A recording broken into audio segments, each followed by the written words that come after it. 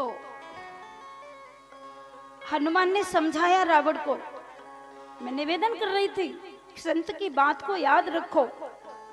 सुनना अलग बात है, जीवन में उतारना अलग बात है। हनुमान ने समझाया रावण को, लेकिन माना नहीं रावण। वह मंत्र विभीषण को मिला और वही मंत्र मंदोदरी को मिला। आगे प्रमाण मिलता है। लात मारी तो विभीषण को राम जी हनुमान की बात याद आई, और मंदोदरी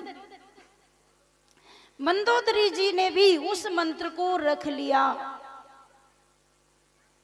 और लंका कांड में गोस्वामी तुलसीदास बाबा लिखते हैं, बहुत सुंदर।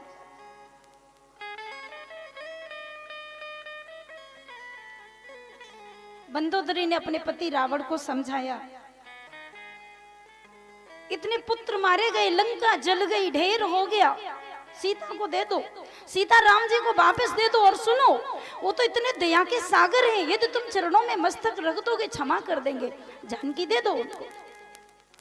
बाबा जी लिखते हैं, राम सौंपी जानकी नाई कमल पद माथ, सुत कहूँ राज समर्पी बना, जय भजिया रघुनाथ। हे पति, हे दशानन, तुम मेरी बात मान जाओ, राम जी को सीता सौंप दो। और सुनो, मंदोदरी इतना सुंदर बोली, इतना सुंदर। एक राक्षस की पत्नी होने के बाद मंदोदरी जितना सुंदर कोई नहीं बोल सकता। बहुत अच्छा बोली।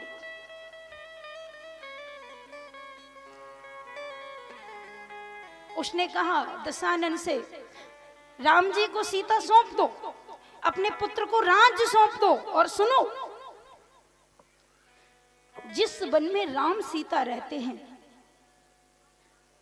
मैं भी आपके साथ चलूंगी, और जिस वन में राम सीता रहते हैं, जानकी को सौंप करके हम दोनों उसी वन में भजन करेंगे, राम सीता का नित्य दर्शन करेंगे, फिर लौटकर घर नहीं आएंगे। वहीं चलिए जहां राम जी जिस वन में रहते हैं। राम ही सौंपिय जानकी और नाई कमल पद माथ, सुत कहूँ राज समर्पी बना, जाय भजिया रघुनाथ। जानकी को सौंपने के बाद लंका नहीं आएंगे, उसी वन में रह जाएंगे जहां राम जानकी निवास करते हैं। उन्हीं की सेवा करें, उन्हीं का दर्शन करेंगे। इतने सुंदर विचार किसी राक्षस की पत्नी के हो सकते हैं? ऐसा मंदोदरी बोलती है। क्यों? हनुमान जी का मंत्र माना है मंदोदरी ने।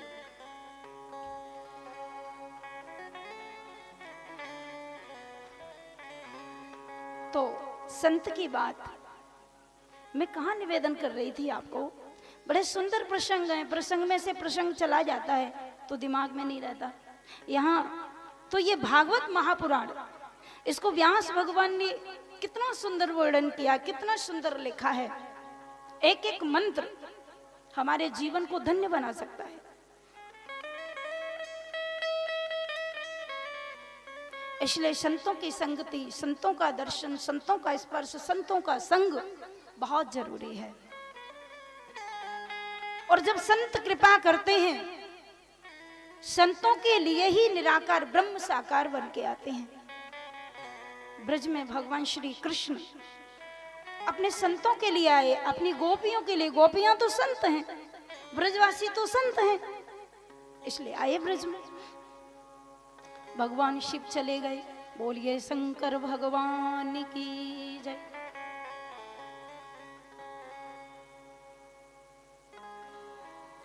यत्र कुवा पूर्व शत्रुर्माहिषी कृपणानृथ,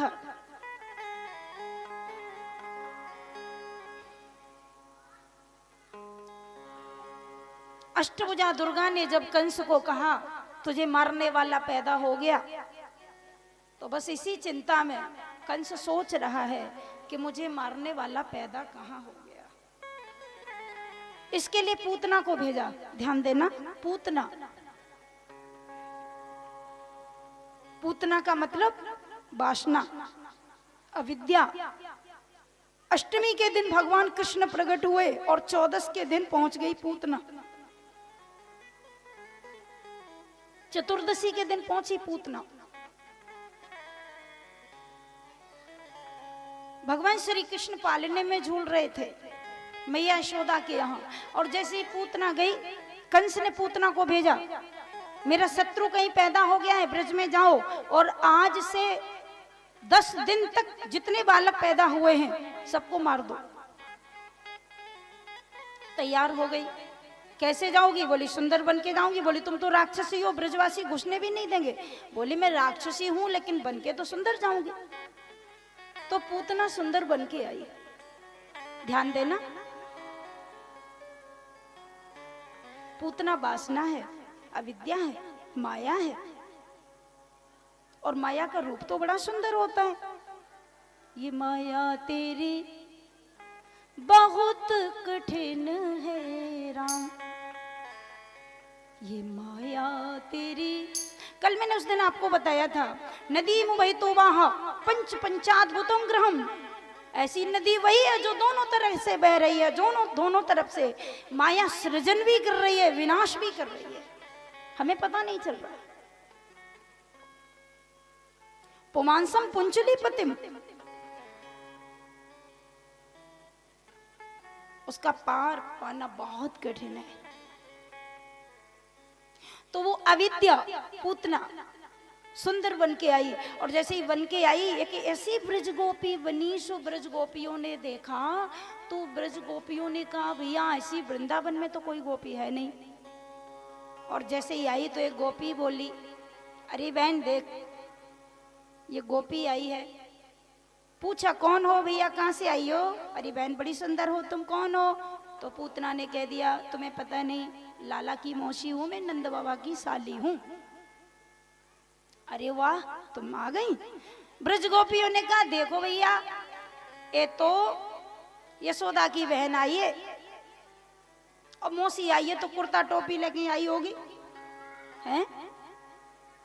लाला को देखने आई है, बहन के लाला भयो है। अब किसी ने नहीं रोका, सबने अंदर जाने दिया। और जैसे ही अंदर गई तो भगवान श्री कृष्ण तो पालने में झूल रहे थे। अब यशोदा ने देखी तो सब गोपियन ने सोची कि ये जब लाला की मौसी है तो मैं काय को रोकूं। यशोदा के पास गई तो यशोदा ने कहा आओ बहन कहाँ से आई हो? यशोदा ते बोली अरे वाह तू भूल गई मोकू जाने नहीं ना बहन, मैंने ना पहचान पायो। अरे मैं तेरी बहन हूं। अब यशोदा जी ने सोचो भैया कोई चचेरी ममेरी फुफेरी होगी, याद तो आए ना रही कि जो मेरी बहन है, होगी कोई बचपन की। मैंने सुनी तेरे लाला भयो है। हाँ बहन भयो तो है, आपको ये आशीर्वाद है। और मेरो लाला कहाँ? वो तो आपको ही है ना। हाँ हाँ वो ही, बस मैं भाई देखने के लिए आई। और तू तो बड़ी जल्दी भूल गई। अरे नंद रानी बड़ा सीधो स्वभाव है तेरा। नंद रानी ने सोची कि बहन मोको लग तो रही ना कि जो मेरी बहन है, पर खुद ही बहन बता रही है तो जाके खुशामद तो करनी पड़ेगी।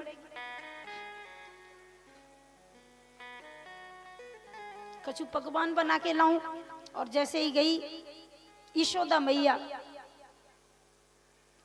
माखन मिश्री कछु दूं खाइबे के लिए, कछु लड्डू पेड़ा रखूं, लाला भयो है तो खुशी में आई है।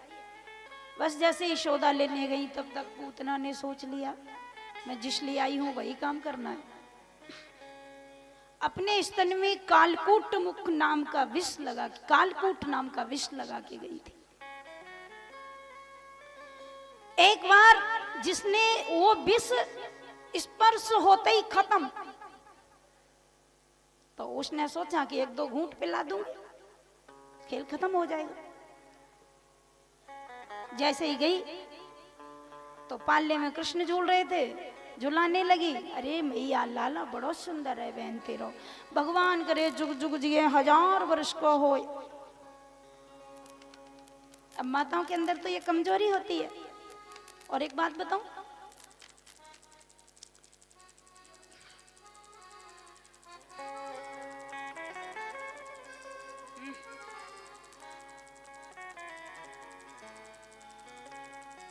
माताओं के अंदर बहुत कमजोरी होती है।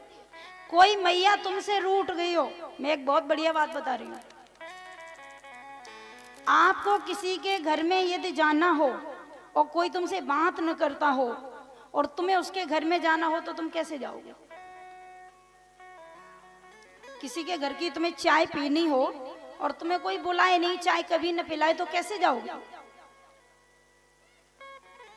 सीधे घर में घुस जाओ और बच्चे की मैया ते कहो, अरे बहन तेरो बालक कहा है, बड़ो संस्कारी है, ऐसो संस्कार दियो है तेने लाला को, जैसे ही मैं मिलो मेरे पैरन पड़ गए और मेरे पैर छू लिए और हमसे कही चाचा जी चाय पी लो। इतने संस्कार दिए हैं बच्चे में, इतना अच्छा बालक। और बस वो सुनते ही टूट जाएगी, कहने लगी बैठो ना, भी चाय बना के लाती हूँ। आपको ही बेटा है, ये तो सब भगवान की कृपा है। देखो आदमी के अंदर कितना बड़ा भ्रम है। इंसान को किसी चीज की जब कोई भी बात इंसान से कही जाए तो वो कह देता है कि सब कुछ भगवान का है, सब कुछ भगवान का है, लेकिन मन में तो कहता है कि मेरा ही है, ऊपर से कहता है भगवान का है।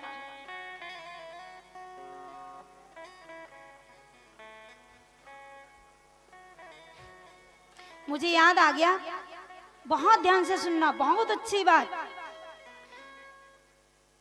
एक जगह सत्संग होता था, तो एक सज्जन वहां सत्संग करने जाते थे, रोज सत्संग सुनने जाते थे। जब सत्संग करने जाते तो रोज का नियम था, संत के आश्रम पर सत्संग होता था।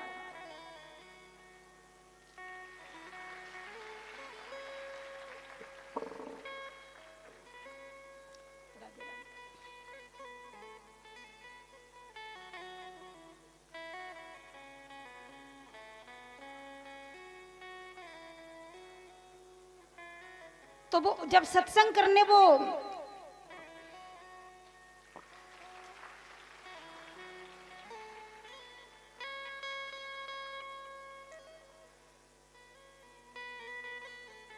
सज्जन रोज जाते थे। एक दिन जब चले तो उनका छोटा सा बच्चा रोने लगा, मैं भी जाऊंगा, उसको भी लेके चले गए।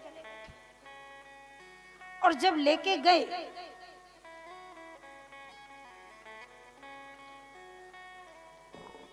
तो सत्संग शुरू हुआ। सत्संग होते होते जो छोटा बच्चा था वो थोड़ा ऊधम करने लगा।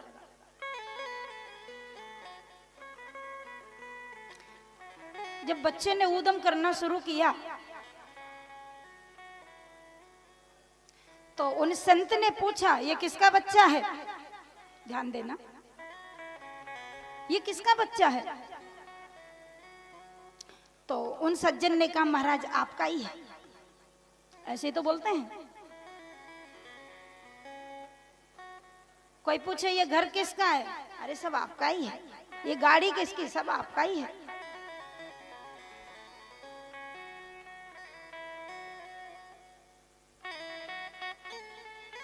और संत ने कहा, ये बच्चा किसका है जो ऊधम कर रहा है, शोर मचा रहा है? तो वो उन सज्जन ने कहा कि आपका ही है बच्चा ये। अच्छा ठीक है, कोई बात नहीं। अब उस संत ने थोड़ा, ठाकुर जी को चढ़ा दो, सबके गिर गई। बैठो, धन्यवाद, राधे राधे, जोरदार तालियां।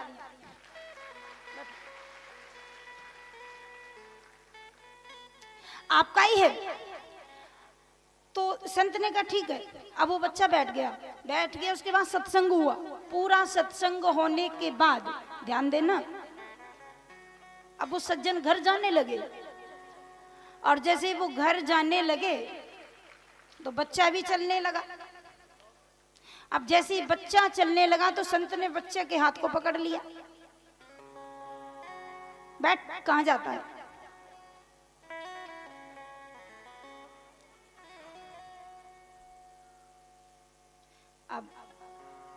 अब उसके पिताजी ने कहा महाराज अब चलेंगे, सत्संग पूरा हो गया। तो बोले तुम जाओ, तुम्हें कौन रोक रहा है? हमने तो इस बच्चे को रोका है। तुम बोले महाराज बच्चा कैसे रहेगा, हम जाएंगे तो वो भी तो जाएगा। संत ने कहा बच्चा हमारा है, अभी तो तुम कह रहे थे कि आपका ही है, हमारा है तो हम रोक सकते हैं, जहां हम चाहेंगे वहां बैठेगा, तुम्हारे साथ क्यों जाएगा?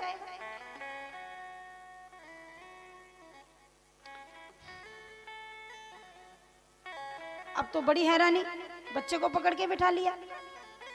अब वो सज्जन बार बार कहते हैं महाराज जाने दो। बोले अरे क्या बात करते हो, बच्चा मेरा है, क्यों जाने दे? उन सज्जन ने कहा महाराज 4-6 तो है नहीं, 4-6 होते तो थोड़ा सोच भी लेता, एक ही है, कैसे छोड़ के जाए? संत ने कहा मुझे तुमसे कोई मतलब नहीं है, तुमने कहा कि बच्चा आपका ही है तो मैं रोकता हूं, अब मैं क्यों जाने दूंगा इसको? संत ने कहा कि मैं इसको नहीं जाने दूंगा। तो उन सज्जन ने कहा महाराज, तो बोले तुमने झूठ क्यों बोला कि आपका ही है? बोले महाराज ऐसे ही बोला जाता है। अच्छा, संत ने कहा इतना बड़ा झूठ बोला जाता है? हमने कहा बच्चा किसका है तो तुमने कह दिया आपका ही है, तो फिर इसे क्यों ले जा रहे हो? तो बोले महाराज कोई पूछे कि ये किसका है तो ऐसे ही बोला जाता है ये आपका है। तो संत ने कहा खबरदार, बिल्कुल गलत, कभी नहीं बोलना चाहिए आपका है। इतना बड़ा झूठ भगवान के साथ में तुम बोलते हो। कोई तुम्हें पूछे कि ये किसका है तो कहते हैं भगवान का है। ये गाड़ी किसकी है? भगवान की है। शरीर किसका है? भगवान का है। और अंदर से तो सबको अपना मान बैठे हो कि ये मेरा ही है। इतना बड़ा झूठ भगवान के साथ बोलते हो।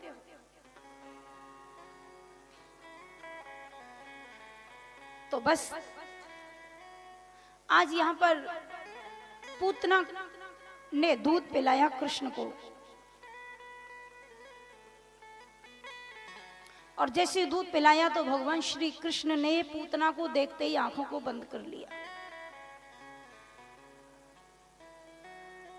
आंख जब बंद किया, नेत्र बंद किए, यहाँ पर थोड़े प्रश्न किए परीक्षित जी ने सुखदेव जी को कि भगवान ने आंखों को क्यों बंद कर लिया। तो संतों ने अपने अपने मत प्रकट किए। भगवान ने पूतना को देखते ही नेत्र बंद कर लिए, इसलिए कर लिए भगवान ने सोचा राक्षसी है, क्यों देखूं इसको। दूसरा कारण भगवान ने नेत्रों को इसलिए बंद कर लिया कि भगवान ने सोचा राक्षसी तो है, मेरे सामने आ जाए जीव मोय जबहि, तो जन्म कोटि अगनासै तबहि। यदि मैं राक्षस को भी देख लूंगा तो उसके पाप नष्ट हो जाएंगे, मैं इसे देखूंगा तो फिर ये राक्षसी नहीं रहेगी, फिर इसको मार नहीं पाऊंगा। नेत्रों को बंद कर लिया। चौथा कारण ये रहा, नेत्रों को बंद करके शंकर जी को याद किया। बोले बाबा जहर लगा के आई है मेरी मौसी, जहर पीने की मुझे तो आदत है नहीं, और तुम तो इतना ढेर सारा जहर पी गए थे जब समुद्र मंथन हुआ, तो तुम पीते रहे हो, तुम्हें आदत है, आ जाओ ना तुम पी लो, दूध दूध हम पी लेंगे। शंकर जी को याद किया। एक कारण ये भी रहा होगा, भगवान ने आंख बंद करके देखा कि मौसी आई है दूध पिलाने, और ये दूध पिलाएगी तो इसको तारना पड़ेगा। भगवान सोचे लेकिन दूध इसका स्तन मैंने मुंह में दे लिया तो ये मेरी माँ बन गई, और माँ बन गई तो अब यशोदा ही मेरी माँ नहीं है, अब ये भी मेरी माँ है। अब यशोदा को तो बाद में भेजूंगा अपने धाम को, आज पहले मैं इसी माँ को भेजता हूँ। तो भगवान ने देखा कि बैकुंठ में कोई सीट खाली है कि नहीं, पहले आज पूतना को भेजना है, माँ को गति बाद में देनी है, पूतना को अभी देनी है, इसलिए भगवान ने पूतना को अपने धाम में भेज दिया।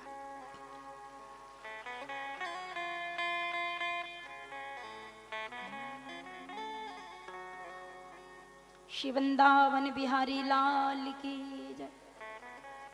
तो इस प्रकार से भगवान श्री कृष्ण ने आज पूतना का उद्धार किया।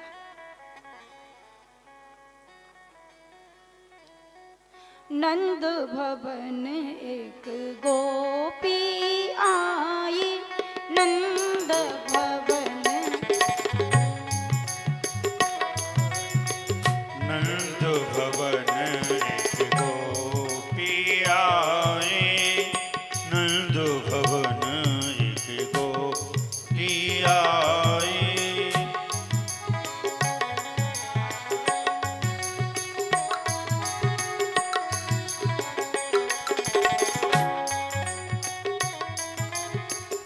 पायन लगो ये सोमती मैया,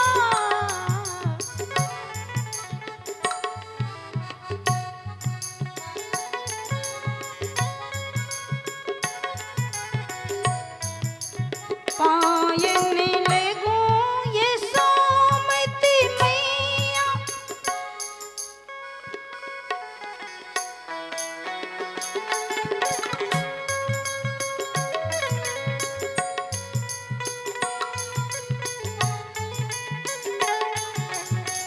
व्रज मंडल मेरी माए पठाए,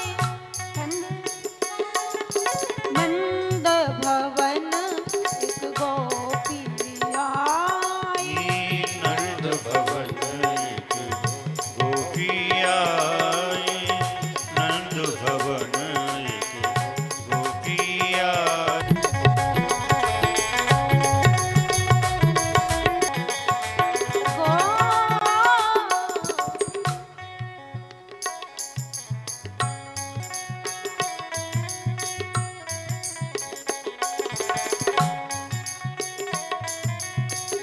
भगवान ने पूतना का दूध पिया और दूध पीते पीते आज भगवान के क्रोध ने पूतना के प्राणों को पी लिया।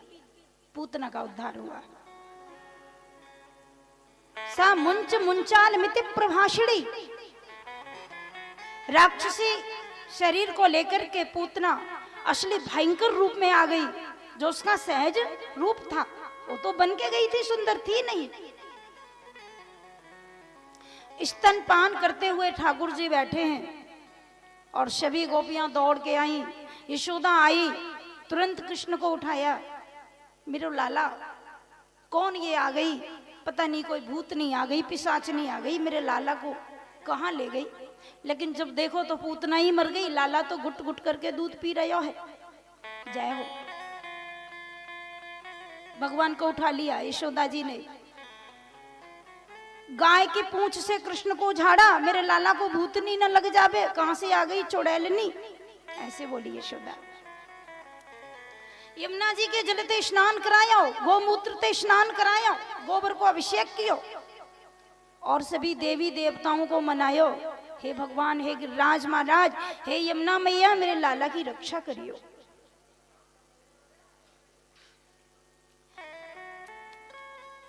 भागवत जी में लिखा है कि पूतना गिरी और 6 कोस में उसका शरीर गिरा। इतनी बड़ी थी। ब्रजवासियों ने उसको काट काट के, उसके शरीर को काट काट कर अग्नि में जला दिया। लेकिन जलने के बाद जो धुआं निकला उसमें खुशबू आई। परीक्षित ने कहा राक्षसी थी, फिर खुशबू क्यों आई? सुखदेव जी ने कहा राक्षसी तो तब थी जब भगवान का स्पर्श नहीं किया। अब भगवान का स्पर्श कर लिया तो उसका जो सारा, उसके अंदर जो दुर्गुण थे, उसके अंदर जो पाप था, वो सब खत्म हो गया। भगवान के सामने पड़ते ही सारे पाप नष्ट हो जाते हैं। इसका तो भगवान ने स्तनपान किया है। और नंद बाबा देने गए थे, कंस को कर देने गए थे। वहां से जब लौट कर देखा, ब्रजमंडल में एक ऐसी घटना घटी, सबको पता चला।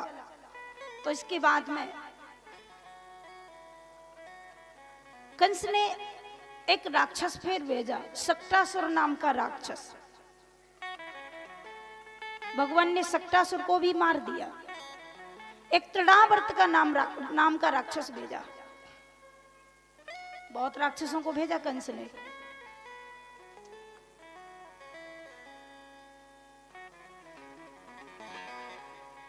कंस ने सोचा मेरी बहन के बेटा पैदा भयो है, और जब भांजो पैदा हो तो खिलौना भेजे मामा खेलवे के लिए हैं।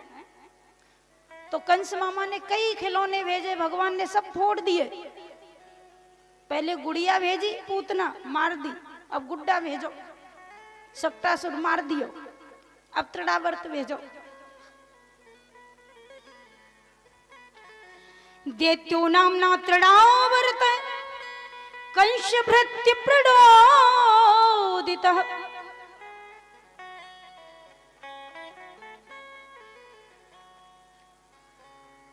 पूज्य सुखदेव भगवान कहते हैं राजा परीक्षित, एक राक्षस तृणावर्त नाम का राक्षस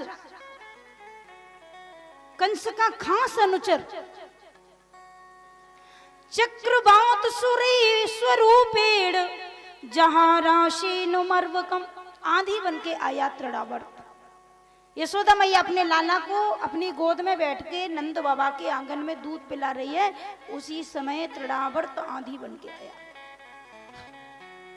अब भगवान ने मन में विचार कियो कि ये राक्षस आए गयो, मोह को उड़ाए के ले जावेगो, लेकिन मैं उड़ूंगो, लेकिन साथ में मैया उड़ेगी, मोह को गोद में लिए है। भगवान बार बार मन में सोच रहे हैं कि मैया मोह को जा समय गोदी ते अलग कर दे तो सही है, मैया तो बच जावेगी, मैं तो उड़ जाऊंगा, जो कुछ होगी देखी जाएगी। यशोदा मैया तो दूध पिला रही, भगवान ने अपने शरीर में इतना वजन बढ़ा दिया, इतना वजन बढ़ा दिया जैसे 2-4 कुंटल का वजन हो गया हो। यशोदा मैया ने कही बाबरे तुम्हें इतनो वजन कहां से आ गया हो। सो कृष्ण को धरती पे बैठाई दियो,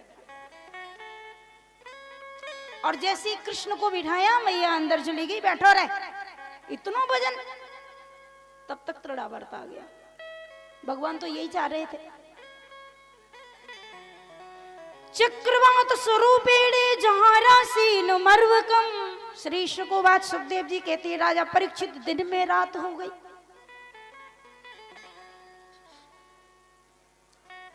रजमा ने धूल और तम्मा ने अंधकार। तृणावर्त कंस भृत्य प्रणोदितः। दिन में रात हो गई, इतनी धूली उड़ी, इतनी धूली उड़ी कि दिन में रात हो गई।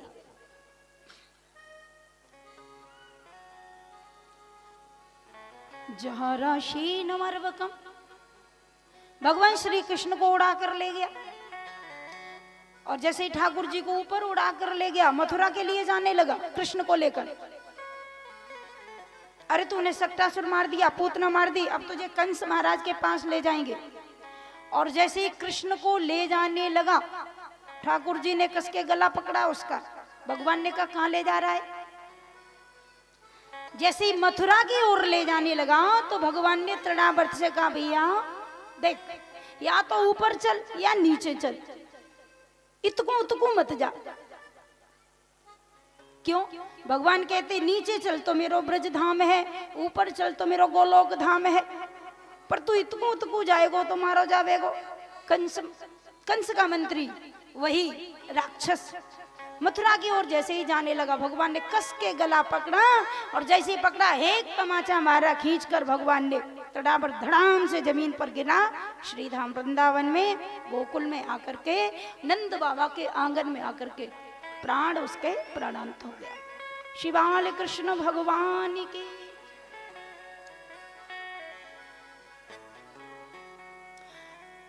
श्री शुकोवाच, श्री सुखदेव कहते हैं राजा परीक्षित,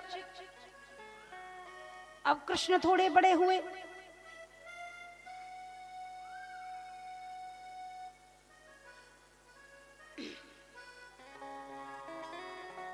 बहुत सुंदर।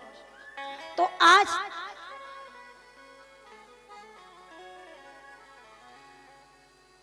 भगवान का नाम रखा, गुरुजी बुलाए। कौन बुलाए? गर्गाचार्य जी, जो यदुवंशियों के गुरु हैं। गर्ग पुरोहितो राजन यदूनाम सुमहातपः ब्रजम जगामनंद शिव वसुदेव प्रचोदितः ब्रजम जगामनंदस्य वसुदेव प्रचोदिता। गर्गाचार्य जी आए, यदुवंशियों के गुरु हैं ये। इन्होंने आकर के नाम रखा। जो बड़ा पुत्र है बलराम, रोहिणी का पुत्र है, अयम ही रोहिणी पुत्रो रमयन सुहृदो गुणे, उनका नाम बलराम रखा। और जो यशोदा का बालक है, शुक्लो रक्तस तथा पीत इदानीम कृष्णताम गता, उनका कृष्ण नाम रखा। दोनों बच्चों के नाम रखे।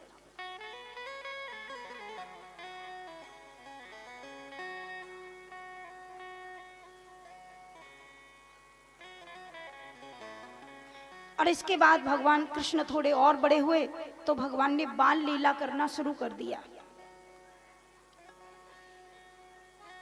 छोटे से कृष्ण और बलराम ब्रज की गलियों में जब निकलते हैं, छोटे छोटे हैं, घुटुओं से चलते हैं, अभी खड़े नहीं हो पाते।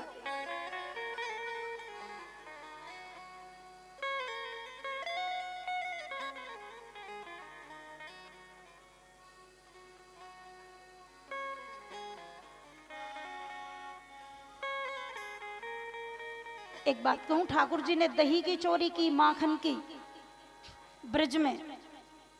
एक दिन भगवान श्री कृष्ण जब थोड़े बड़े हुए तो ठाकुर जी ने घर में चोरी की, अपने घर में चोरी की, माखन खाया।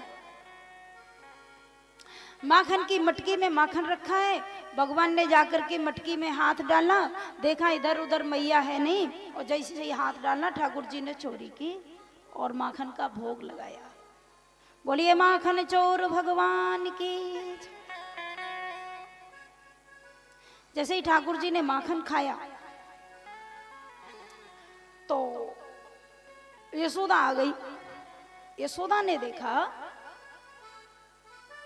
चोरी कर रहा है कृष्ण, तो रोका, क्यों रे तूने चोरी की? ठाकुर जी डर गए, मैया मारेगी। बहाना बनाया, भगवान के दोनों हाथों में माखन लगा, मुंह से भी माखन लगा। तो यशोदा ने कहा तू चोरी करता है? कृष्ण ने कह दिया माते कंकड़ पद्म राग में पाणिर्मा तप्यते तेना यमुन वनीत भंड विवरे विन्यस्य निर्वापितः।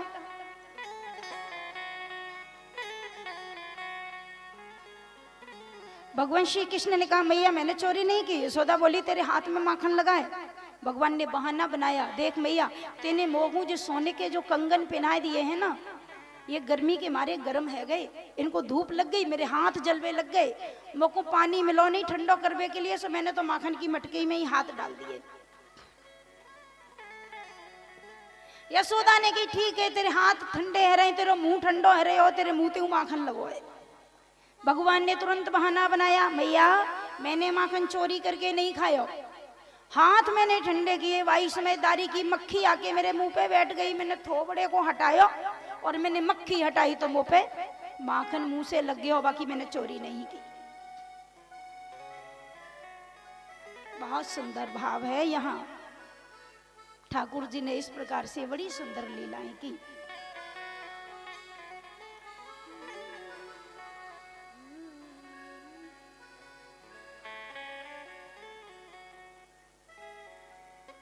गोविंद चले आओ, गोपाल चले आओ, गोविंद चले आओ, गोपाल चले आओ,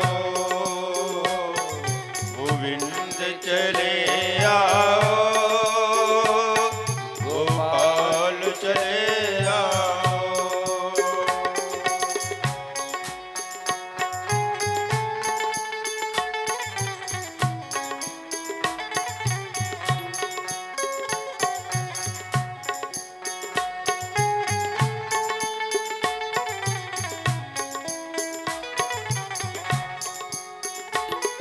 गोविंद चले आओ,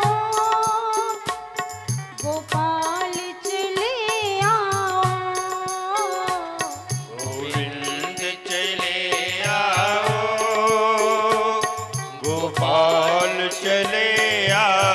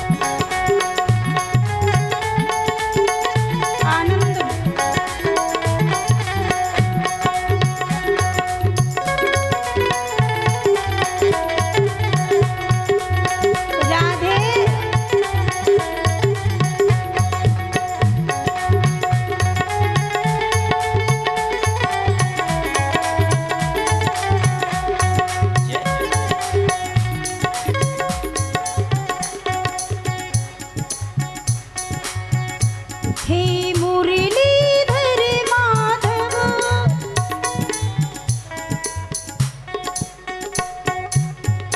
हे मुरलीधर माधव, नंदलाल चले आओ। हे मुरलीधर माधव, नंदलाल चले आओ। हे मुरलीधर माधव, नंदलाल चले आओ। गोविंद चले आओ, गोपाल चले आओ। गोविंद चले आओ, नंदलाल चले आओ।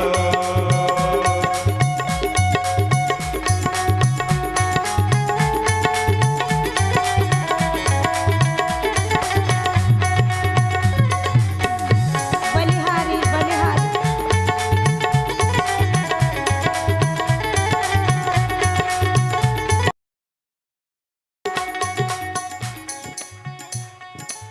भक्त की पुकार। ओ प्यारे, हमारा भी भाव अच्छा हो तो ठाकुर हमारे घर भी माखन चोरी करेंगे, हमारे घर भी कृष्ण आएंगे। गोपियों का भाव कितना अच्छा है।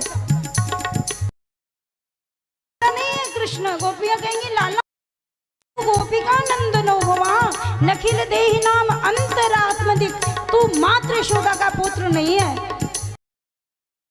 बहुत गोपियां ऐसी हैं तो पुत्र के रूप से प्रेम करती हैं, तो क्या तू स्वीकार नहीं करेगा?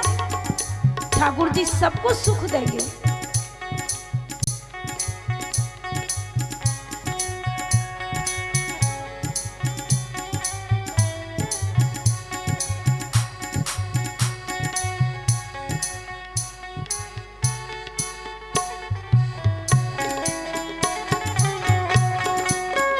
एक शर्त जमाने से प्रभु हमने लगा ली है। एक शर्त जमाने से प्रभु हमने लगा ली है। एक शर्त जमाने से प्रभु हमने लगा ली है। एक शर्त जमाने से लगा ली है। ठाकुर, ये दुनिया वाले क्या जाने कि मेरा तेरा क्या रिश्ता है।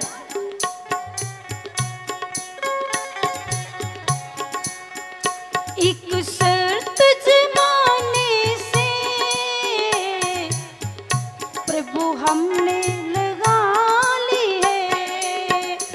एक शर्त जमाने से प्रभु हमने लगा ली है। या हमें बुला लो तुम, जय हो। या हमें बुला लो तुम, या खुद ही चले आओ। या हमें बुला लो तुम, या खुद ही चले आओ। गोविंद चले आओ, गोपाल चले आओ।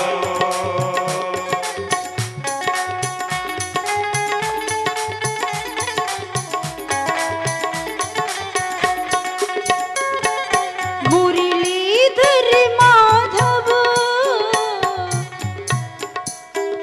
हे मुरलीधर माधव, नंदलाल चले आओ।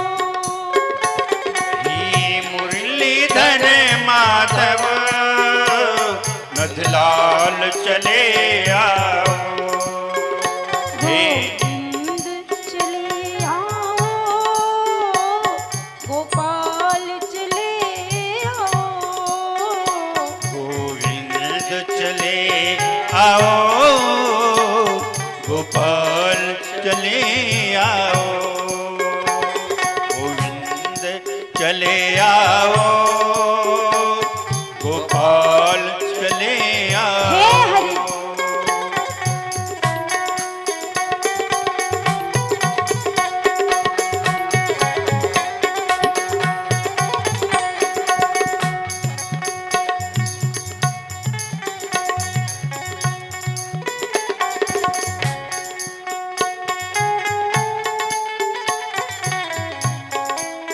और कितना सुंदर भाव है प्यारे। बाएं छुड़ाए जात हो निवल जान के मोय, और हृदय से जब जाओगे तो मैं मर्द बखानो तोय। तुम दूर नहीं हो। जीवात्मा परमात्मा का कितना प्यारा संबंध है। ईश्वर अंश जीव अविनाशी, तू कहाँ जाएगा।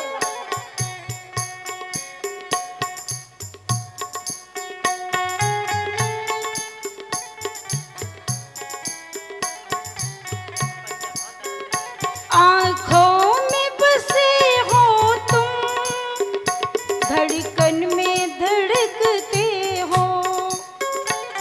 आँखों में बसे हो तुम, धड़कन में बसे हो तुम। आँखों में बसे हो तुम, जय हो। धड़कन में धड़कते हो। आँखों में बसे हो तुम, धड़कन में धड़कते हो।